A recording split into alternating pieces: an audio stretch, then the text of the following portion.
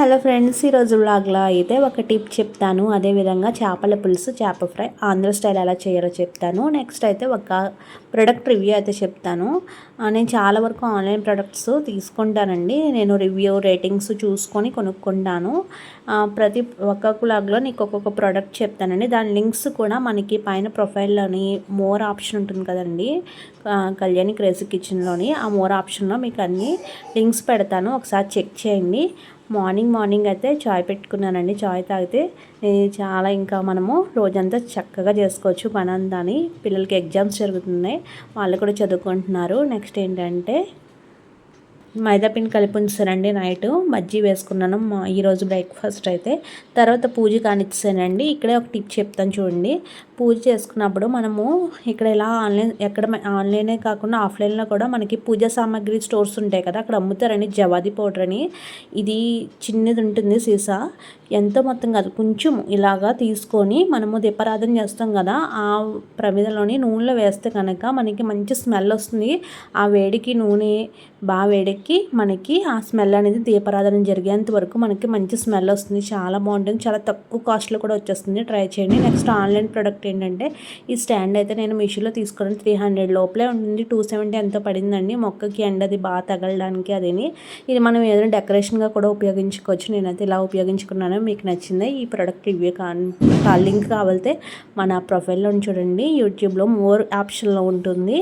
అప్పుడు మనం కర్రీ అయితే ప్రిపేర్ చేసేద్దామండి. పూజ అన్నీ అయిపోయాక టిఫిన్ చేసాక నేను కర్రీ అయితే స్టార్ట్ చేస్తాను.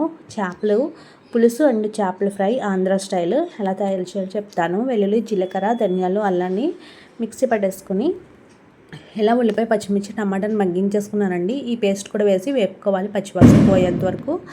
అదేవిధంగా నేను చేపల్ని కూడా శుభ్రంగా వాష్ చేసుకున్నాను. ఇందులో పసుపు, కారం, అదేవిధంగా తగినంత ఉప్పు. మనం ఆల్రెడీ ఉల్లిపాయ దాంట్లో అన్నీ ఫ్రై చేసుకున్నాం కాబట్టి మసాలాకు సంబంధించి ఇందులో ఈ మాత్రం వేసుకుంటే సరిపోతుంది. కొంచెంసేపు ఒక 10 మినిట్స్ నానబెట్టి అప్పుడు ఇందులో వేసేసి తినైతే వేపేసుకున్నానండి. చాలామంది ఉల్లిపాయ పేస్ట్ వేస్తారు చేపల పులుసులో. నాకు ఇలా ముక్కలుగా కట్ చేసి వేసుకుంటే టేస్ట్ అనిపిస్తుంది. ఆంధ్ర స్టైల్ అయితే ఇలా చేస్తారని, కొంతమంది పేస్ట్ కూడా చేసుకుంటారు. నాకైతే ఇలా నచ్చుతుంది. ఇలా వేపేసుకోవాలి, మరీ ఎక్కువ మిక్స్ చేయకుండా. వెంటనే మనం చింతపండు పులుసు నానబెట్టుకుని చింతపండు పులుసు వేసేసుకొని మనము ఈ కర్రీ అయితే ప్రిపేర్ చేసుకోవాలి. చేపల పులుసులో కారము, ఆయిల్ అండ్ పులుపు ఎక్కువగా ఉంటే చాలా బాగుంటుంది. కొత్తిమీర కూడా చాలాగా ఎక్కువగా వేసుకుంటే కనుక మంచి ఫ్లేవర్ అనేది వస్తుంది. లాస్ట్లో కరివేపాకు కూడా వేసుకొని దీన్ని అయితే కర్రీ రెడీ చేసుకున్నాను. మనం ఆల్రెడీ ఫస్ట్ ఉప్పు వేసుకున్నాం కాబట్టి అడ్జస్ట్ చేసుకొని చూసుకొని మనం రెడీ చేసుకోవాలి. ఇది ఉడికేలాగా నేను ఫ్రై కూడా పెడుతున్నానండి. చేపల ఫ్రై కొన్ని ముక్కలు తీసేసుకొని ఇందులో అయితే పసుపు, కారం, అదేవిధంగా సాల్ట్, నెక్స్ట్ దీంట్లోకి ధనియాలు, జీలకర్ర పొడి, కొంచెం నిమ్మరసం, గరం మసాలా పొడి, అదేవిధంగానే అల్లం వెల్లుల్లి పేస్ట్ కూడా వేసానండి. వేసేసుకొని దీన్ని అయితే బాగా మిక్స్ చేసేసుకున్నాను. మిక్స్ చేసేసుకొని లాస్ట్లోని కొంచెం పెరుగు వేస్తున్నాను. పెరుగు వేయడం వల్ల ఇదంతా మనకి కారం అది అంతా దీనికి బాగా పట్టేస్తుంది. ఇలా వేసేసుకొని బాగా దీన్ని అయితే మసాలా అంతా చేప ముక్కలు పట్టించేసి ఒక అరగంట సేపు పక్కన పెట్టుకొని తర్వాత దీన్ని అయితే వేపేసుకున్నాను. ఇలాగా నాన్ స్టిక్లో అయితే మనకి ముక్క అనేది చిన్న చిన్న ముక్కలుగా అయిపోకుండా కరెక్ట్గా వస్తుందండి, అంటుకోకుండా. నేను ఈ పాత్ర కూడా ఆన్లైన్లోనే తీసుకున్నాను. చాలా బాగుంటుంది ఇది కూడాని. ఇది ఇలాగా పచ్చిమిర్చి వేసుకొని దీన్ని అయితే వేపుకోవాలి. మనకి పులుసు అయితే రెడీ అయిపోయిందండి. ఈ టైంలోని చూసారు కదా, చాలా బాగుంది.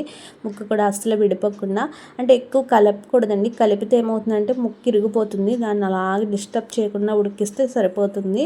తర్వాత మన చేప ఫ్రై కూడా రెడీ అయిపోతుంది. లాస్ట్లో కరివేపాకు, కొత్తిమీర కూడా వేసేసుకొని ఫ్రై అయితే రెడీ చేసుకున్నాను. వ్లాగ్ నచ్చితే లైక్ చేయండి, సబ్స్క్రైబ్ చేయండి. నెక్స్ట్ వ్లాగ్తో మళ్ళీ కలుస్తాను. Thanks for watching. Please subscribe.